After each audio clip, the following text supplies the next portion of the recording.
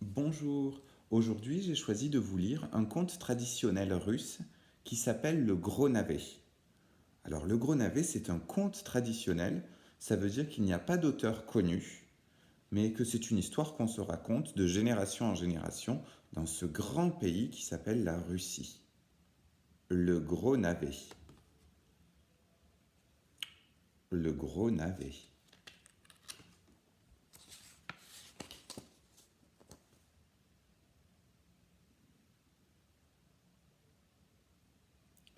Après le long hiver russe, la neige avait fondu.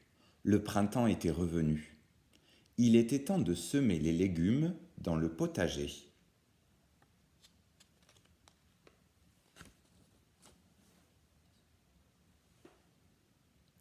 Le grand-père sema les légumes, et pour finir, il déposa dans un trou une graine de navet.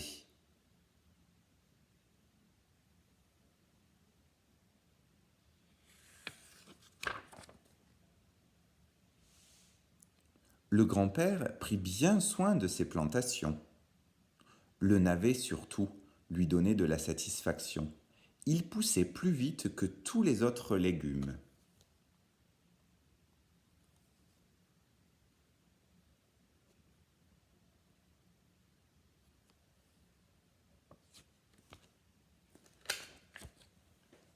Le navet avait tant poussé que le grand-père se demanda comment il ferait pour le cueillir.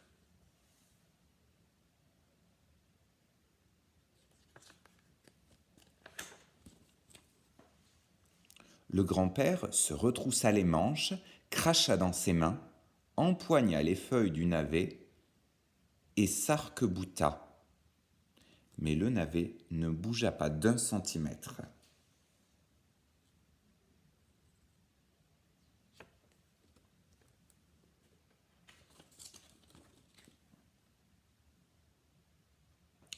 Mère, viens m'aider, cria le grand-père. La grand-mère prit le grand-père par la taille, le grand-père s'arc-bouta, la grand-mère aussi, mais le navet ne bougea toujours pas.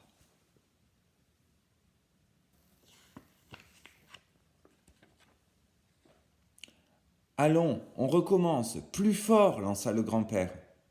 Et pour soutenir son effort, il répétait tire, tire, tire navet, tire, tire, tire navet.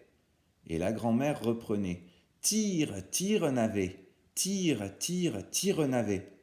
Mais le navet demeurait rivé au sol.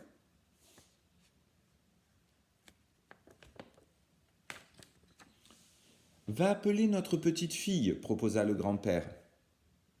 Macha, viens vite ici, appela la grand-mère.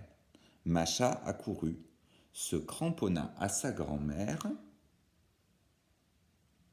La grand-mère s'arc-bouta, le grand-père aussi, Macha aussi, tout en chantant tire, tire, tire navet. Mais celui-ci ne voulait toujours pas bouger.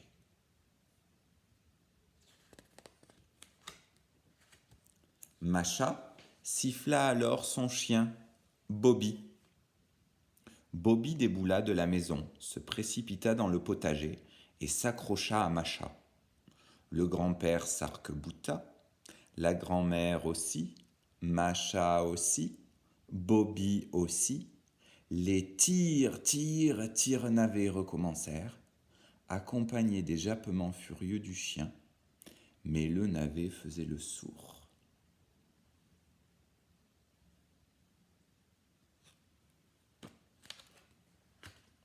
Que faire?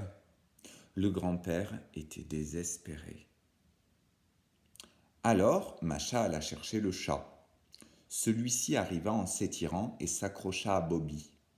Le grand-père s'arc-bouta, la grand-mère aussi, Macha aussi, Bobby aussi, le chat aussi. Les miaulements se joignirent aux jappements et au tire, tire, tire navet. Mais le légume géant manifestait toujours la même mauvaise volonté. Le grand-père et la grand-mère étaient debout, immobiles, les bras ballants. Macha pleurait, Bobby et le chat regardaient.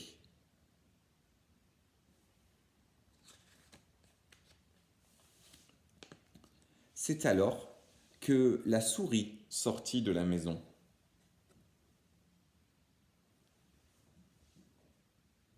Tous se remirent à tirer. La souris s'accrocha au chat et le navet aussitôt jaillit de terre. Personne n'avait même eu le temps de dire tire, tire, navet, d'aboyer ou de miauler. Le grand-père tomba à la renverse sur la grand-mère sur Macha, Macha sur Bobby, Bobby sur le chat, et il n'y eut que la souris qui se dégagea à temps pour ne pas se faire écraser.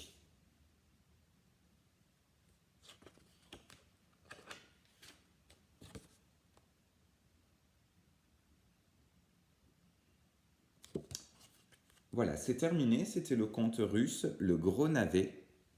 Je vous laisse et à très très bientôt.